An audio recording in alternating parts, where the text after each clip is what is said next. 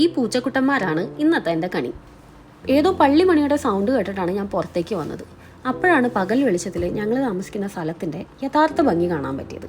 നിറയെ പൂക്കളും ചെടികളും കുറച്ച് മരങ്ങളും ഒക്കെ ആയിട്ട് ഒരു വലിയ കോട്ടിയാട്. അതിൻ്റെ നടുക്ക് ഇരിക്കാനായിട്ട് കുറച്ച് കസാരയും മേശയും, നല്ല ഭംഗിയുള്ള ഒരു സ്ഥലവും നല്ല കാറ്റും ഒരു നല്ല ക്ലൈമറ്റും. ഞങ്ങൾ താമസിച്ചതിൽ one of the best places ഇതാണ്. ഓപ്പോസിറ്റുള്ള പള്ളിയിൽ നിന്നാണ് മണിയുടെ ഒച്ച കേട്ടത്. അപ്പോഴല്ലേ ഗുട്ടൻസ് പിടികിട്ടിയത്. പള്ളിയുടെ ഡോമാണ് ഈ ബ്ലൂ കളർ അടിച്ചു വെച്ചിരിക്കുന്നത്. ആ കാണുന്നതാണ് ഗ്രീസിൻ്റെ പതാക, വൈറ്റ് ആൻഡ് ബ്ലൂ കളർ. അതുകൊണ്ടാണ് ഇവിടുത്തെ ബിൽഡിങ്സിനും വൈറ്റ് ആൻഡ് ബ്ലൂ കളർ. അതിന് മുന്നേ നിന്നൊരു ഫോട്ടോഷൂട്ടൊക്കെ നടത്തി കാർ റെൻ്റ് ഔട്ട് ചെയ്തതിൽ കയറി ഞങ്ങൾ ഒയയിലേക്ക് പുറപ്പെട്ടു. കേവ് ഹോട്ടലിൻ്റെ പുറത്തേക്ക് ഇറങ്ങുന്ന വഴിയാണിത്. ഒമാനിലെ ഗ്രാമപ്രദേശങ്ങളിലൂടെ പോകുന്ന പോലെ ചെറുതായിട്ട് തോന്നുമെങ്കിലും മലകളുടെ ഉള്ളിൽ നിന്ന് പുറത്തേക്ക് പ്രൊട്രൂഡ് ചെയ്ത് നിൽക്കുന്ന വാതിലുകളും ജനലുകളും വീടുകളും കാണുമ്പോൾ നമുക്ക് മനസ്സിലാവും, ഇത് ഒമാനല്ല, ഇത് വേറെ തന്നെ ഒരു ലോകമാണെന്ന്.